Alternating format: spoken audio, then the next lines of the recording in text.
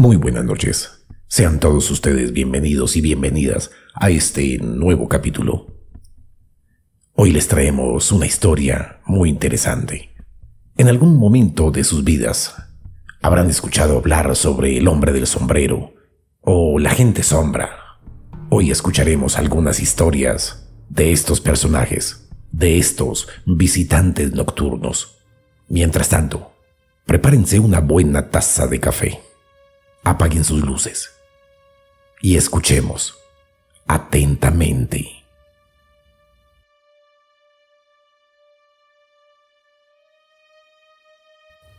El hombre del sombrero. Desde la antigüedad, el hombre ha tenido miedo a las sombras. Jung nos habló de cómo el arquetipo de la sombra personalizaba todo lo oscuro de nuestro subconsciente. ¿Pero qué son estos arquetipos de Jung? Para ponerlos en contexto, el término arquetipo viene del griego erge, que significa fuente, principio u origen de tipos, que significa modelos, es decir, conjuntamente, sería algo como modelo original o patrón único, en este caso de personalidad del individuo, del que se derivan otros patrones o otros modelos. De estos arquetipos sacamos información muy útil para entender quiénes somos y cómo actuamos. Según Carl Jung, existe un sistema de 12 arquetipos dentro de cada persona, dentro de cada ser, dentro de cada uno de nosotros. Es decir, que cada uno de nosotros tiene su propia rueda de 12 arquetipos. Estos son los siguientes: el inocente, el amigo, el héroe, el cuidador, el explorador, el rebelde, el amante, el creador, el bufón y el sabio, el mago y el gobernante. Pero dentro de estos, ¿en dónde encaja el hombre del sombrero o la gente sombra? ¿Será que esta entidad es una manifestación de nuestro cerebro? ¿Es nuestra creación con tal fuerza que la manifestamos como si fuera un tulpa? Han sido frecuentes a lo largo de la historia de la parapsicología los avistamientos de sombras humanoides asociados a estos fenómenos, al fenómeno poltergeist y a esas casas encantadas. Pero el avistamiento de estas sombras humanoides no se resume a esta fenomenología. Y en los últimos tiempos se están multiplicando los casos de avistamientos de sombras humanoides en todos los contextos, por lo que el fenómeno ha tomado un carácter independiente y mucho más amplio, e incluso se le ha dado una denominación que quizás sea demasiado genérica, pues bajo ella se agloban diferentes manifestaciones que pueden ser bien diferenciadas. La gente sombra.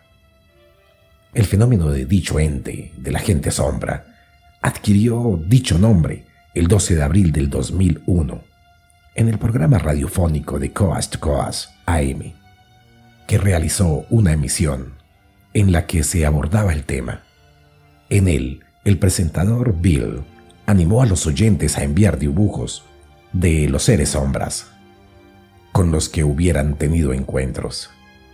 El público envió gran cantidad de dibujos en los que parecía haber cierto modelo que se repetía, como si hubieran varias categorías de estas sombras o personajes diferenciados. La primera persona en bautizar el fenómeno como The Shadow People fue la investigadora Heidi Hollis, quien publicó un libro sobre el tema en octubre de ese mismo año. A menudo la gente mezcla este fenómeno con el de la parálisis del sueño y los visitantes de dormitorio. Claro que están íntimamente relacionados. Por este motivo, en el libro Seres de otra dimensión, explorando lo inexplicable, dedica 2 capítulos separados a cada uno de estos fenómenos, pues fue documentándose para él mismo cómo empezó a profundizar en el misterio de la gente sombra y más concretamente en el del hombre del sombrero.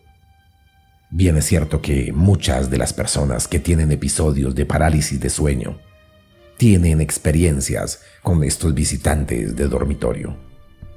Pero en estas experiencias ven desde sombras humanoides hasta extraterrestres grises. Algunos alcanzan a ver demonios, niños, duendes. ¿Qué significado tienen estas pesadillas? ¿Podrían ser producto de otros mundos? ¿Por qué existen estas pesadillas recurrentes? ¿Y qué es esta parálisis de sueño?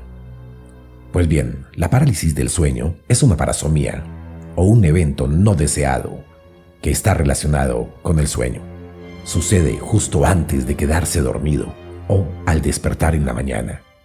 En el lapso entre despertarse y quedarse dormido o dormirse y ya al punto de despertar.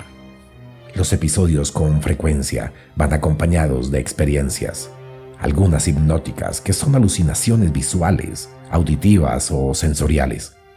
Estas ocurren justo en esa transición entre dormir y despertarse y, conscientemente, caen en una de tres categorías. La primera de ellas es el intruso. Existen sonidos de perillas de puertas abriéndose lentamente, pisadas lentas, o la sombra de un hombre, o la sensación de presencias amenazadoras allí en esta habitación. La segunda es el incubo. La persona siente presión en el pecho, dificultad para respirar y una sensación de estar siendo asfixiada, estrangulada o abusada físicamente por un ser malévolo. La persona cree que morirá allí.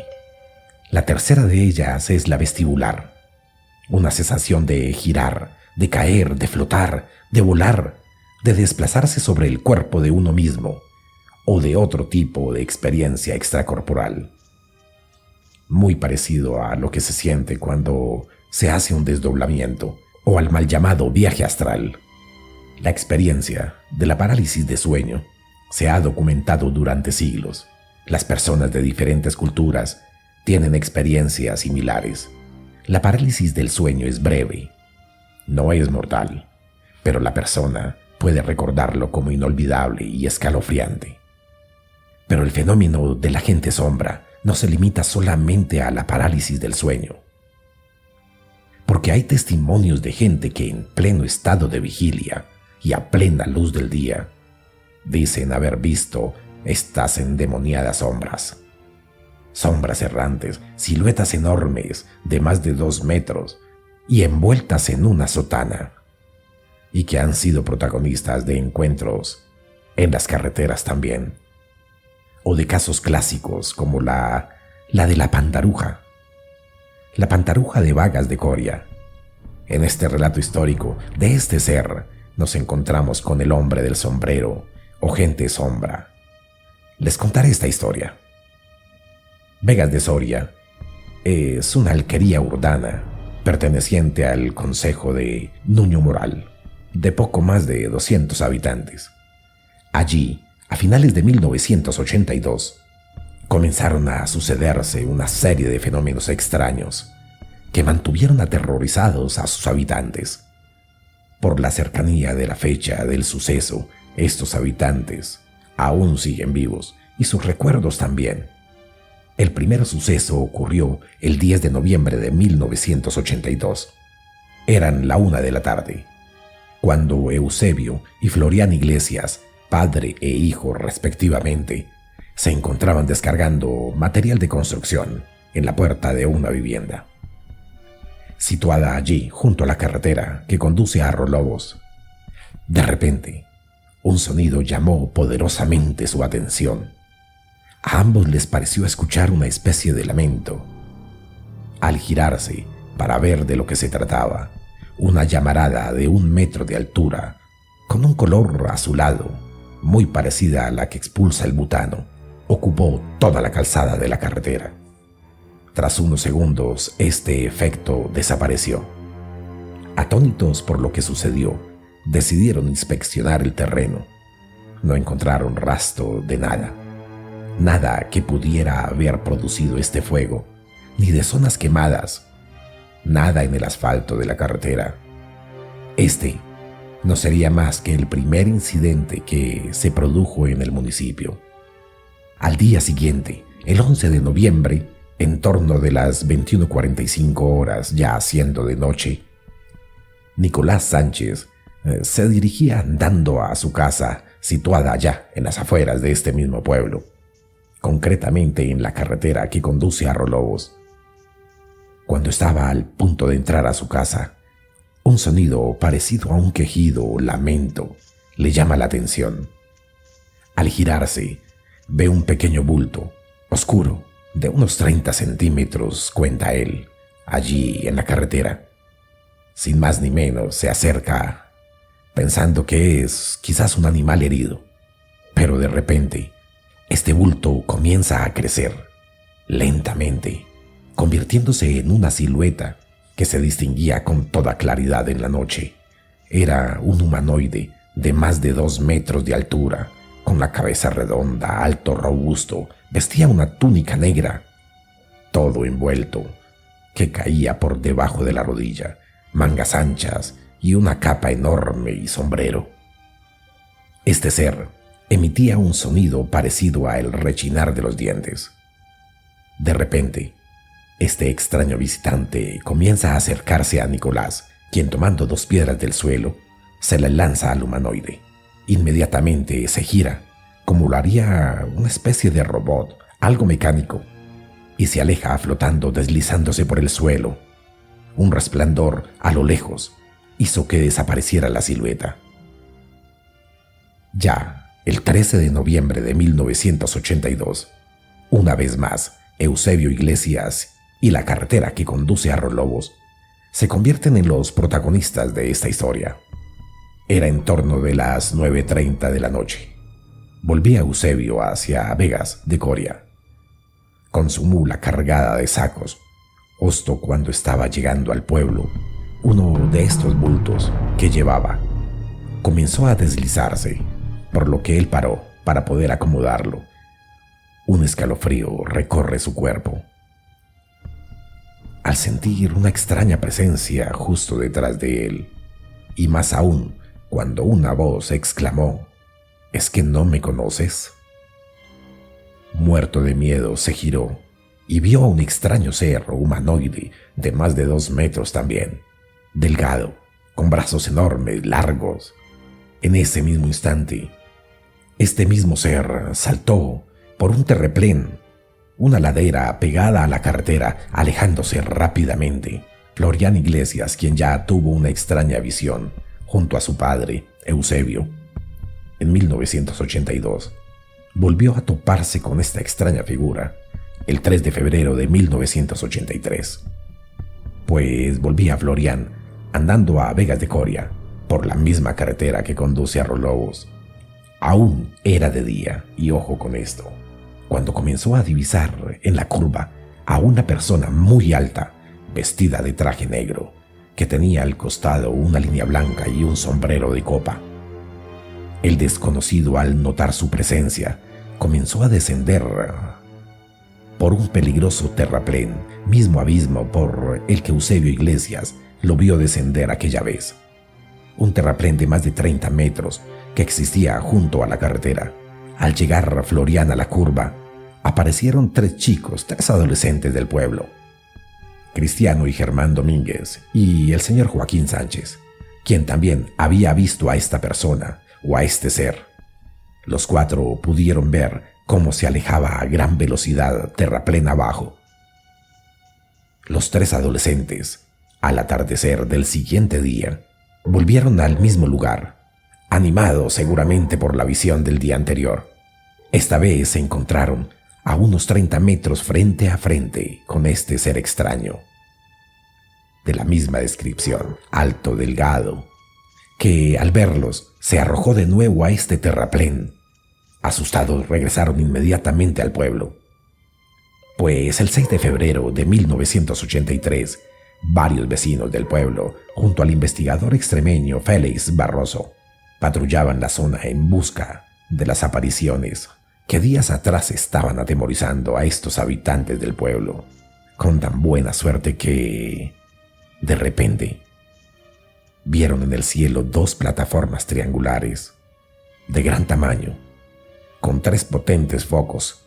Cada una tenía un halo alrededor que iluminaba levemente. Esos extraños ovnis Desprendían del centro una potente luz que iluminaba los montes próximos a la carretera de Arroyobos. El 9 de febrero, Jesús Sánchez, hermano de Nicolás, quien ya tuvo una experiencia paranormal el 11 de noviembre del 82, se dirigía hacia su casa. Estaba al punto de entrar cuando se topó con un extraño ser, este mismo ser. Estaba a punto de entrar cuando se topó con un extraño ser vestido con una sotana negra. Este humanoide, al verle, se acercó hacia él, pero Jesús, muerto de miedo, se metió a su casa rápidamente. Los vecinos de la pequeña alquería urbana se encontraban inquietos, claro, muy atemorizados con las apariciones de estos extraños seres y por las luminarias que se podían observar que sobrevolaban sus casas. A comienzos de febrero de 1983, un grupo de vecinos, armados ya y cansados, se fueron con escopetas. Comenzaron a realizar batidas por toda la zona, dispuestos a dar caza a estas apariciones. Uno de los grupos fue sorprendido por la lluvia ya en la noche el 12 de febrero del 83 y por una luminaria amarillenta, silenciosa, muy resplandeciente. Durante el tiempo que la vieron en el cielo, aumentaba y disminuía de tamaño y se desplazaba por el río Urdano. Además, cuentan ellos que se mantuvo inmóvil durante horas sobre el pueblo hasta que ésta por fin desapareció. Es por eso que les cuento que este fenómeno de la gente sombra va más allá de los casos de parálisis de sueño y de los visitantes de dormitorio. El fenómeno de la gente sombra, de Shadow People, es muy amplio y dentro de él pueden encontrarse incluso varias categorías, por lo que para su análisis es conveniente que primero sentemos unas bases sólidas de clasificación. El hombre del sombrero o Atman, demonio o entidad astral. Muchas personas y en un podcast en particular he escuchado que este ser, Atman o el hombre del sombrero, puede tener algunas clasificaciones demoníacas también. Depende del color de sus ojos, rojos o amarillos. Dentro del fenómeno del Shadow People hay una entidad que destaca por su malignidad y su intensidad con que los testigos describen su presencia, sus características y apariencia, que coinciden con la mayoría de los casos. Podrían incluso hacernos pensar que se trata de una única entidad, con personalidad propia, y frecuentemente aparece asociado a otras manifestaciones de formas humanoides, no diferenciadas aún, aunque en multitud de casos aparece como un ente solitario. Este hombre del sombrero es una terrorífica entidad sobrenatural, que algunos clasifican como entidad demoníaca, otros como un espíritu desencarnado, y otros como un visitante de otra dimensión, o quizás es un visitante de otro planeta, enviado por ellos, o quizás uno de ellos. Dadas sus características, algunos investigadores especulan con la posibilidad de que este ser sea una entidad demoníaca. No es el primer habitante de dimensiones paralelas que es encasillado en esta clasificación. La característica de esta entidad demoníaca se hace extensiva a otros supuestos seres de otra dimensión, como es el caso de la confusión que existe con los extraterrestres grises que algunos vinculan con las entidades demoníacas en lugar con el fenómeno ovni, gracias a una experiencia que tuvo el ocultista Aleister Crowley con estos seres, que ya hablaremos de este personaje Crowley, en un capítulo dedicado a la magia más adelante. En el caso del hombre del sombrero, su clasificación como ente demoníaco está motivada por su relación con la parálisis del sueño y sus apariciones como visitante de dormitorio. Una de las grandes diferencias del hombre del sombrero con respecto a otros tipos de Shadow People es que en algunas de sus apariciones no toma la forma de una silueta humanoide, una sombra, sino que pueden distinguirse detalles como su ropa, su cara. Algunos testigos suelen describirlo como un hombre maduro, de edad avanzada, con un rostro blanco y cadavérico, alto, delgado. A veces este Atman aparece llevando una capa o una gabardina. En otras, el sombrero es de copa, o incluso en algunos casos es de ala ancha. Les contaré otra historia también de este ser, de este hombre del sombrero. Dice de la siguiente manera en su escrito: hacía años había oído hablar de este tema de la gente sombra en algunos programas de misterio, pero pensaba que habían tocado el tema sin mucho rigor. Así que para mí era una especie de leyenda urbana. Esta concepción cambió el 10 de junio del 2012, cuando en el programa radiofónico Espacio en Blanco dedicó un episodio a los agresores del más allá, a estos visitantes de dormitorio. En él, el investigador Miguel Pedrero expuso una serie de testimonios de personas que habían sufrido fenómenos de esta índole. Una de estas historias me impactó de forma tan especial. Es un caso que me impresionó porque, al contrario de lo que suele decir de los espíritus y fantasmas, deja patente que estas entidades sí te pueden causar daño físico o causar daño físico a estas personas. La testigo contaba en aquella entrevista grabada por el investigador que entre 1997 y 1998, en su época de estudiante, vivía en un colegio mayor de la ciudad del sur de España. Durante los 2 primeros años de estancia en aquel colegio mayor, la testigo notaba por las noches cómo algo la agredía, en algunas ocasiones llegando casi a asfixiarla, pero nunca podía ver el causante de los ataques. La entidad le presionaba la cara contra el colchón de la cama y podía sentir el crujido de los muelles del colchón y el peso de algo, de una presencia. El cuarto en el que ella residía tenía un baño contiguo que se comunicaba con otra habitación. Era un baño compartido. Al parecer, los fenómenos comenzaban en esta otra estancia. Al principio, la testigo oía ruidos en dicho dormitorio, como si hubiera alguien allí dentro, y se asustaba, por supuesto, porque le constaba que en aquella habitación no había nadie, estaba vacía. Poco a poco comenzó a escuchar también pasos.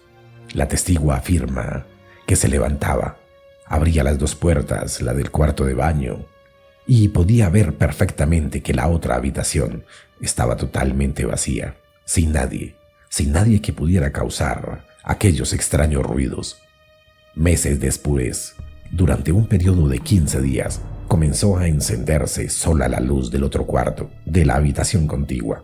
La puerta de dicha habitación estaba cerrada por dentro, por lo que solo ella podía acceder a través del baño que comunicaba con este dormitorio. La evolución de los incidentes continuó, de tal manera que comenzó a encenderse la luz, no solamente del cuarto de baño, sino también de la habitación contigua. El siguiente episodio en la escala de sucesos ocurrió un día, tras la cena. Mientras ella se lavaba los dientes, tenía abierta la puerta del baño, que daba justo a su habitación, y pudo ver de reflejo, con el rabillo del ojo, a una persona que entraba al dormitorio. Lo describió como un hombre de entre 50 y 55 años, que andaba por la habitación, alto, muy alto, como de 2 metros, dice ella, muy delgado, vestido con traje y capa y un sombrero corto. Las ropas parecían antiguas, incluso pudo ver su cabello y su rostro por debajo de aquel sombrero, que era huesudo, muy pálido. Las visitas comenzaron a sucederse con el tiempo. Cuando estaba acostada antes de dormir, aún despierta ella, sentía el frío, sentía la presencia y su cuerpo quedaba totalmente paralizado. Tras las apariciones de esta entidad, la testigo se sentía cansada, como si hubiera algo drenando su energía. Esta situación se prolongó durante 2 años. En algún punto de dicho periodo, la escalada de agresiones aumentó a un nivel más preocupante, pues en una ocasión la chica sintió como aquel ser la obligaba a salir de su cuerpo.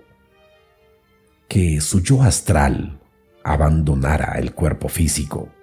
Se sentía empujada hacia lo que ella describe como una luz de espiral, que parecía que la absorbiera. La testigo intuía que esa luz era el túnel que describen las personas cuando tienen aquellas experiencias muy cercanas a la muerte, por lo que se resistió con todas sus fuerzas, pues pensaba que, de ser absorbida por aquel vórtice de luz, sería el fin de sus días. Al día siguiente de la experiencia, en el brazo izquierdo, el más próximo a la entidad, sufrió una inflamación, un extraño eczema que le recorría todo el brazo. Preocupada, acudió al médico, que le explicó que se trataba de un herpes que había aparecido debido a una baja drástica de las defensas de su cuerpo. Extraño, ella nunca había tenido este tipo de infecciones. El análisis de sangre que le hicieron arrojó un dato más preocupante. Padecía de un déficit serio de glóbulos blancos. Esto la obligó a seguir un tratamiento con vitaminas, antibióticos contra estos herpes. Una compañera nueva se alojó en la habitación contigua, en esa habitación que hasta ese momento había permanecido vacía, y comenzó ella a describir a un ser muy similar al que veía la testigo. Las visitas comenzaron a sucederse en el tiempo, cuando la testigo estaba acostada, justo antes de dormir. Y aún despierta sentía el frío y sentía esta extraña presencia, y su cuerpo de repente quedaba totalmente paralizado. Tras las apariciones, la testigo sentía una bajada de energía. Una noche, durante uno de estos episodios, la desesperación y la indignación que sentía le hicieron perder el miedo a la criatura, y comenzó a experimentar una sensación de agresividad interna y odio hacia este ente, hasta el punto de que la rabia la empujó a resistirse con todas sus fuerzas. En ese momento pudo abrir los ojos y vio sobre ella una especie de nube formada por unas manchas sucias grisáceas, como la textura de la estática de una televisión. Con las pocas fuerzas que tenía, increpó a aquella cosa, diciéndole que se fuera, y el extraño ser desapareció. Aquí viene algo curioso. Las experiencias no volvieron a repetirse, nunca más. Esta descripción concuerda con la de otras muchas personas que han sufrido episodios de visitantes de dormitorio. Veamos cómo estas entidades cobran fuerza a medida que el miedo de sus víctimas se intensifica, como si dicha emoción fuera la emanación mental que las alimenta. Es curioso el hecho de que la aparición del ser que veía, acompañada de bruscos descensos de temperatura, pues hay investigadores que afirman que esto se debe a que estas manifestaciones extraen energía de la temperatura ambiente y la usan para generar efectos, como hacerse visibles, hacer vibrar ondas en el aire, para generar sonidos y demás parafernalia de la que se hacen acompañar. La inmunodepresión que causa la criatura a la víctima parece indicar que este intruso de alguna manera le extrae la vitalidad, por lo que no solo se alimenta de su miedo. Esto atronca con la tradición de los demonios de los sueños, como si de alguna forma el ser humano supiera de la existencia de este tipo de entidades que se alimentan de la energía vital de los durmientes. El hecho de que al final la testigo viera una masa aforme también encajaría con el precepto de que estos visitantes de otras dimensiones adoptan formas arqueotípicas en función del contexto sociocultural de estos testigos o de sus patrones de pensamiento. Puede decirse que también, en función a estos arqueotipos del subconsciente, el testimonio anterior conecta el fenómeno del hombre del sombrero y la gente sombra con el síndrome de la muerte súbita durante el sueño, o SUN en inglés, puesto que dicho término se acuñó para explicar una serie de extrañas muertes que se dieron en Estados Unidos entre una etnia de refugiados de Laos en la etnia de Hmong. Este tema está también conectado con el fenómeno de la parálisis de sueño y los visitantes de dormitorio, pues es algo aterradora. En julio de 1977, En Estados Unidos comenzaron a detectarse casos de ciudadanos procedientes del sudoeste asiático, refugiados en Estados Unidos, miembros de la etnia de Hmong, procedentes de Laos, que morían durante el sueño de forma inexplicable. Cuando el número de fallecidos aumentó, comenzaron a conectarse todos estos casos que habían tenido lugar en ciudades diferentes, pensando que podría haber un factor en común. Se realizaron autopsias de dichos corazones de las víctimas y se detectaron anomalías en los tejidos que conducen los impulsos eléctricos a través del corazón, probablemente hereditarias. Estas anomalías eran posibles inductoras de un latido desordenado. Sin embargo, esto por sí mismo no explicaba la causa de una muerte súbita. La comunidad médica acuñó para esta extraña epidemia el término de síndrome de muerte súbita nocturna inesperada, cuyas siglas en inglés responden al acrónimo de SUN, también conocido como síndrome de muerte súbita durante el sueño. El equipo médico que investigaba el caso, dirigido por Neil Holden, del Paul Ramstein Medical Center, analizó también las implicaciones psicológicas del caso, para lo que hicieron entrevistas a los familiares de estas víctimas y descubrieron que muchos de aquellas personas fallecidas habían comentado tener episodios de terrores nocturnos y visitas de espíritus malignos días antes de su deceso. Desde julio de 1977 hasta los inicios de los años 90, más de 100 personas, la mayoría hombres, fallecieron por esta extraña patología. Las conclusiones a las que llegó el equipo médico del Dr. Neil fueron que no sabían por qué estaban muriendo aquellos hombres durante el sueño, pero llegaron a una sorprendente coincidencia. Todos, absolutamente todos, decían haber sido visitados en sueños días antes de su deceso, por un extraño ser llamado Song, que son unos extraños demonios de esta cultura. Al profundizar sobre este asunto, puede verse que en toda Asia se dan este tipo de muertes y que cada cultura tiene su propio demonio de los sueños. En Filipinas se registran casos similares. Desde 1977, conociéndose este síndrome tradicionalmente como Bangungut. El Bangungut ocasionó la muerte de 722 personas entre 1948 y 1982, siendo el 96% de los fallecidos hombres, con una edad media de 30 a 33 años, sin enfermedades reconocibles. Y esto no se limita solamente a Asia. Podemos encontrar que en Europa también tenemos estos demonios de los sueños. En Finlandia se le conoce como Unielbaus. En Hungría se les conoce como Linderjomas. De hecho, la propia palabra pesadilla nos indica el origen demoníaco que se le atribuye a esta parálisis del sueño y a los visitantes de dormitorio que aparecen durante la misma. Hasta el siglo XVIII se consideraba que las pesadillas eran causadas por seres sobrenaturales que se sentaban sobre el pecho de los durmientes, oprimiéndolo con su cuerpo, lo que originó el término de pesadilla, palabra cuya raíz está obviamente relacionada con la palabra peso. Esto enlaza la creencia desarrollada desde el medioevo en la existencia de los incubos y sucubos, demonios que visitan a sus víctimas por la noche para forzarlas a tener relaciones, echándose encima de su cuerpo para paralizarlas. La propia palabra incubo en latín significa acos, acostarse o posarse sobre algo. Comparte la raíz con la palabra incubar, su versión femenina, el sucubo del latín succubus, del verbo sucubarse, reposar debajo, adopta la forma de una mujer.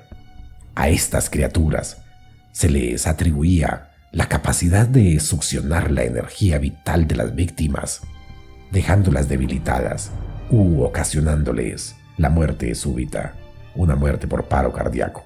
Esta creencia se hace extensiva también al mundo anglosajón. Henry Fuseli plasmó esta concepción cultural en su obra The Nightmare, creada en 1781, en la que podemos ver a una mujer dormida con un incubo sentado en su pecho y la cabeza de un caballo. En el inglés, el término nightmare, que significa pesadilla, se compone de dos palabras, del night, obviamente en la noche, mari, que significa yegua. Según algunos lingüistas, proviene de la palabra mara, término de la mitología escandinava, utilizando para designar un espíritu enviado para atormentar o a sofocar a los que duermen. El Atman se diferencia del resto de los Shadow People por adaptar la forma de un hombre con sombrero. Esto podría responder, claro, a la simbología asociada a esta prenda. El sombrero representa, al igual que la corona, el poder, la autoridad. El sombrero hace que quien lo lleva parezca más alto, más imponente. Además, es algo desfasado, antiguo, por lo que denota que la entidad que estamos viendo es quizás de época, lo que da mayor sensación de miedo al resaltar el hecho de que esa aparición no pertenece a nuestro entorno habitual. Otro uso se le da a este sombrero es el de ocultar el rostro de quien lo usa, pues causa inquietud, porque nuestro cerebro está diseñado para leer los rasgos faciales de las otras personas, sus emociones. Puede ser que esta entidad sea una forma que le da a nuestro subconsciente, nuestro cerebro, al hombre del sombrero, al proyectar el arquetipo junguiano de la sombra. O puede ser que esa sea la forma que elige esta entidad para causarnos miedo, para causarnos terror. Esta entidad o elemento parásito del bajo astral. Hace meses se obtuvieron los resultados del proyecto Aguare, un estudio científico que trataba de discernir si las experiencias cercanas a la muerte existen. El estudio demostró que en un 2% de los casos, de estos casos estudiados, los recuerdos visibles de experiencias fuera de este cuerpo empezaron a sufrir una pequeña parada cardíaca y que tenían el encefalograma 100% plano, lineal.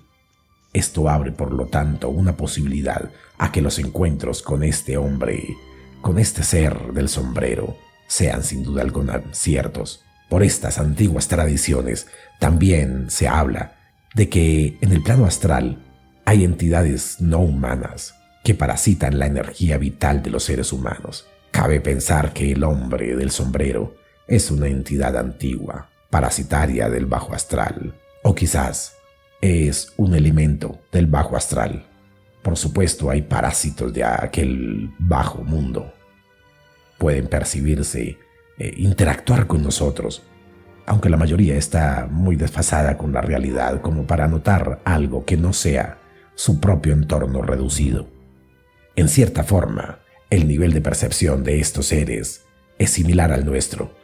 La mayoría de nosotros estamos tan concentrados en nuestro pequeño aspecto de la realidad como para poder entender y responder ante cualquier otra cosa.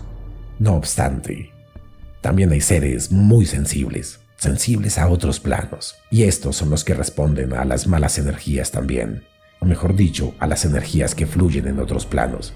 Algunos, de hecho, pueden existir a nivel perceptivo, en una especie de umbral de realidades, y así como ciertas personas sienten las malas energías, los seres del otro lado que las emiten también pueden percibirlas e interactuar fácilmente con ellas. Algunas personas dicen que este bajo astral no es más que el infierno. Según algunas doctrinas esotéricas, cuando los seres humanos mueren, la conciencia va dejando atrás los 7 cuerpos sutiles o energéticos. El cuerpo físico, el cuerpo mental, el cuerpo astral, el emocional, el espiritual, el cuerpo de conciencia y el cuerpo íntimo. Los 3 primeros, el físico, el astral y el mental, cuando la conciencia deja atrás el cuerpo astral para pasar al mental, normalmente el cuerpo astral se desintegra. Sin embargo, a veces esto no ocurre si la persona estaba muy apegada a lo material, por haber tenido una vibración espiritual muy baja debido a haberse centrado en sus emociones negativas. El cuerpo astral está demasiado animado por estas energías negativas, este fantasma o ser que acaba de nacer de este ser sin vida, busca la forma de perpetuar su existencia, alimentándose de la energía, del miedo y lo fatal que encuentre a su paso para evitar su desintegración. Como sea, en el planeta y en la historia, estos seres han dejado huella, una muy marcada y terrorífica, que para muchos es una anécdota más que contar, pero para sus protagonistas, sin duda alguna, es algo que quisieran olvidar. Les voy a dejar otra historia, contada por sus propios protagonistas. María y Carlos son dos amigos de muchos años y nos cuentan la historia que tuvieron, el encuentro que tuvieron con este extraño ser, con el hombre del sombrero. Desde dos puntos de vista distintos, la misma historia, se unen para darnos un aterrador encuentro. Escuchémosla con atención.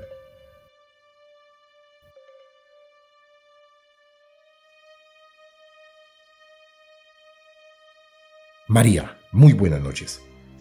Muchas gracias de antemano por recibir nuestra llamada. Cuéntanos, ¿qué pasó aquella noche? ¿Qué fue lo que viste? Bueno. Bueno, te cuento que eso fue un sábado. Estaba con Carlos, estábamos en la casa de él. Eso ocurrió más o menos como a las 4 de la tarde. Empecé a sentirme con mucho frío. Sí. Luego de que tenía frío, pues me empecé a sentir como mal. Entonces Carlos me trajo para abrigarme. Me abrigó con una chaqueta, me puse hasta una cobija encima y no se me quitaba el frío. Luego de eso empecé a sentirme como que, no sé, empecé a sentir una mala energía y al ratico sentí como un hombre. La verdad, lo que yo veía ay, no sé cómo contarte. Tranquila, como creas que pasó, como creas que fueron los hechos. Empecé a entrar como en un trance, digo yo. Sí. Porque sentía que estaba, o sea, no me sentía en donde estaba, sino en otro lugar. Ok, sentías que eras otra persona, ¿verdad? Sí, sentía que era otra persona. Ya después de eso Carlos me hablaba y me decía que cómo me sentía. Yo le decía que no sé por qué sentía que no estaba ahí dentro de la casa, sino en otro lado. Sí. Y al momento como que volvió otra vez en mí y sentí que venía alguien detrás de nosotros, o sea, que venía hacia la casa. Y lo que recuerdo es que era un hombre totalmente de negro con un sombrero. Ok. Yo me acuerdo que venía detrás de nosotros. ¿Pero ustedes estaban dentro de la casa o fuera de la casa? Estábamos dentro de la casa. Ok. Y él es como si hubiera venido corriendo detrás de nosotros, pero llegó solo hasta la puerta. Ya. Yo solo recuerdo que le dije a Carlos que que iban a golpear, que no fuera a abrir. Te voy a interrumpir, Mari. Sí. En el momento del trance, cuando tú sentiste que él venía detrás de ustedes, tú estabas dentro de la casa. Pero al decir que venía detrás de ustedes, tú estabas por fuera de la casa. Es decir, extracorporalmente estabas allá afuera. Esto quiere decir que tu cuerpo físico estaba dentro de la casa y en un estado de semi-inconsciencia. También estabas fuera de esta casa. Sí. ¿Y en qué posición estabas dentro de la casa? Estaba acostada en la cama. Ok. Bueno, después de eso, recuerdo que le dije a Carlos que no, que iban a golpear, que no fuera a abrir. Entonces me preguntaba que por qué. Yo solo le decía que no fuera a abrir porque lo que venía era algo malo. No sé por qué sentía que era algo malo, que si él abría la puerta nos iba a pasar algo malo.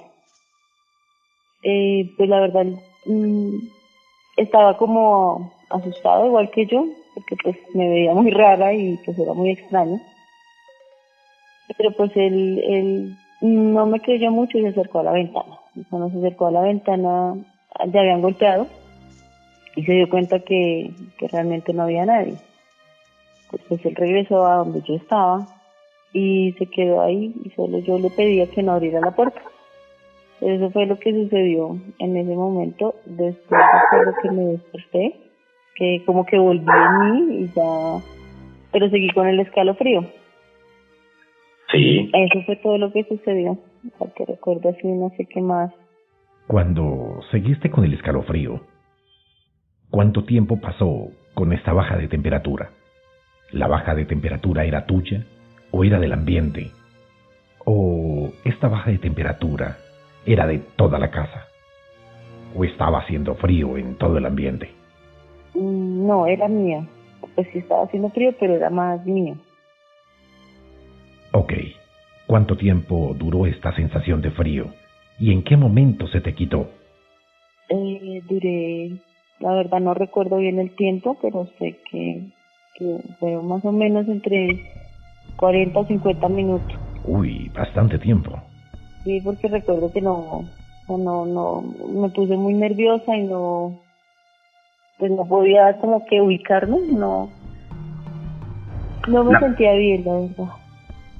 La persona que estaba golpeando allá afuera, este ser de negro y con sombrero, ¿eras tú? ¿Era qué? ¿Eras tú? ¿Yo? Sí, ¿eras tú quien golpeaba la puerta? ¿O veías solamente al ser golpeando la puerta? ¿O te veías como este ser golpeando la puerta?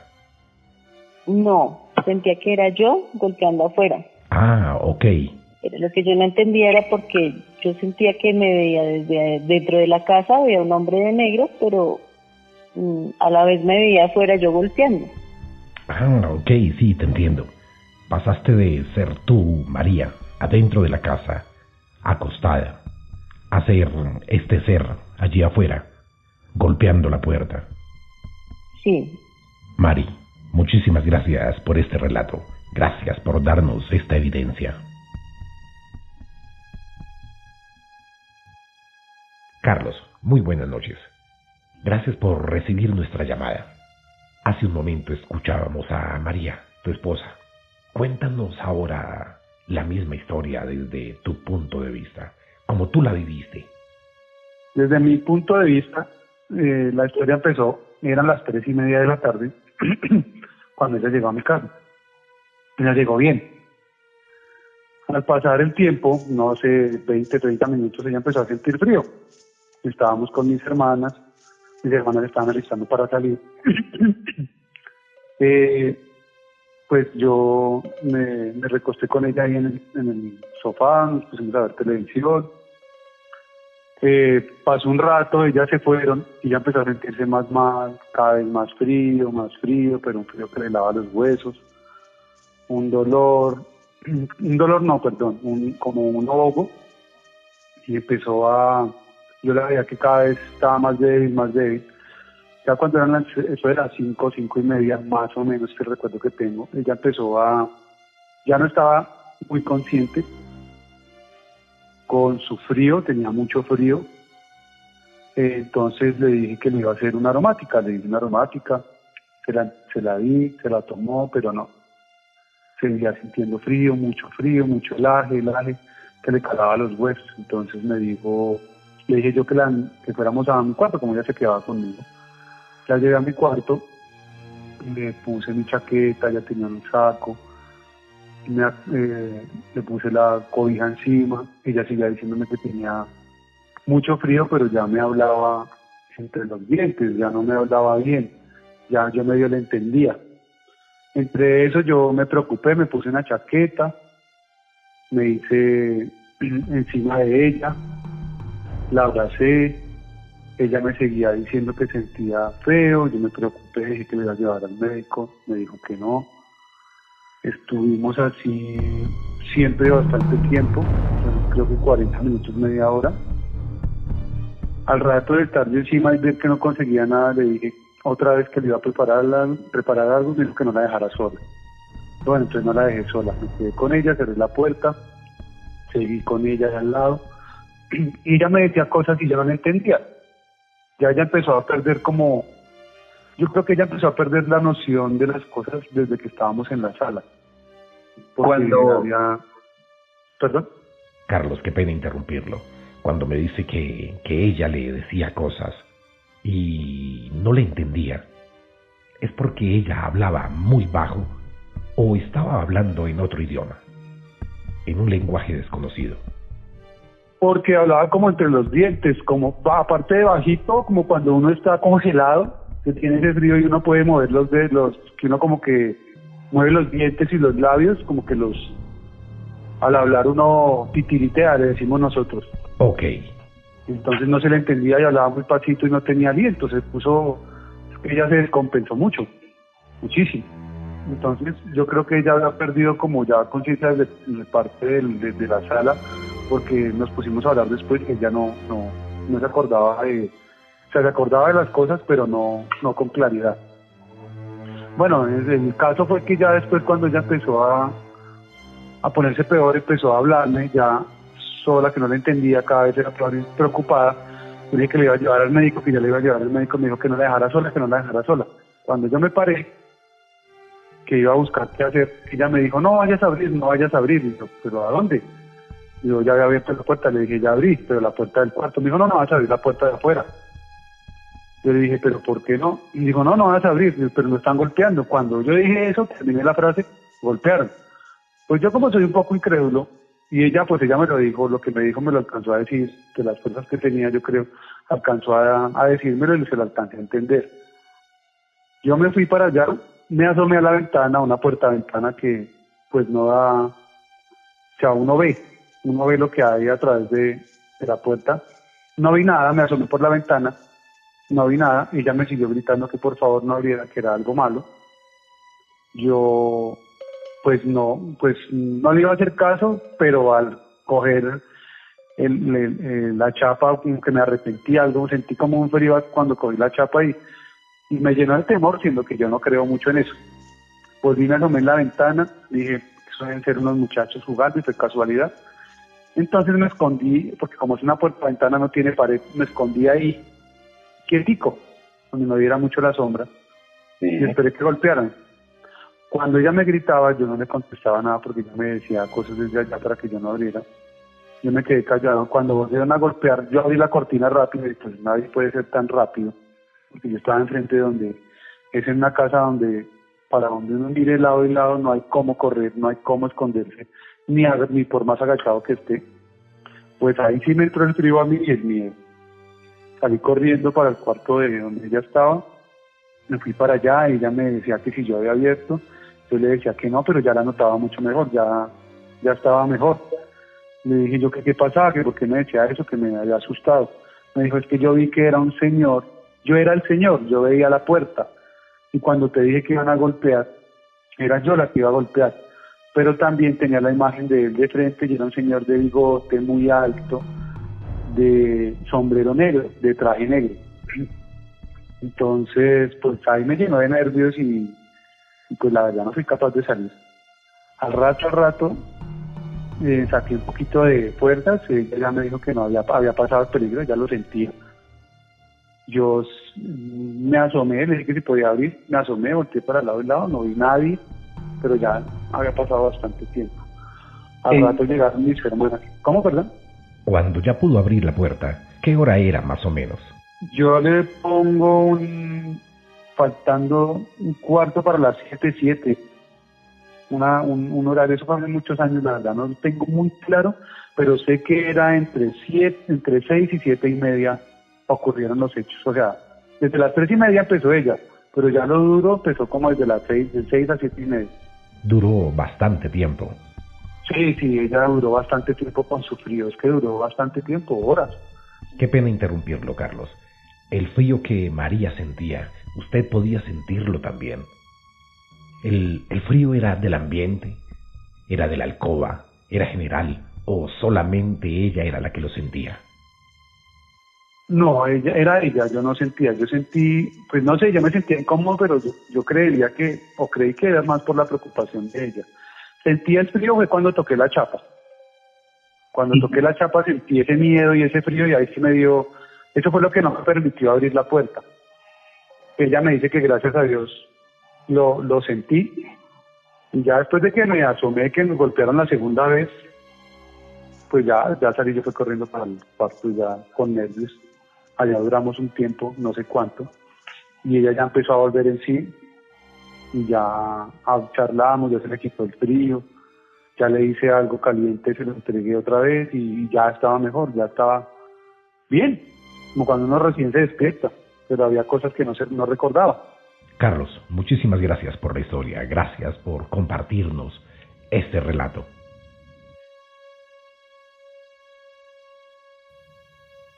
Muchas gracias por escucharnos. Recuerda seguirnos en todas las plataformas. Estamos como Latin Ghost Podcast Paranormal.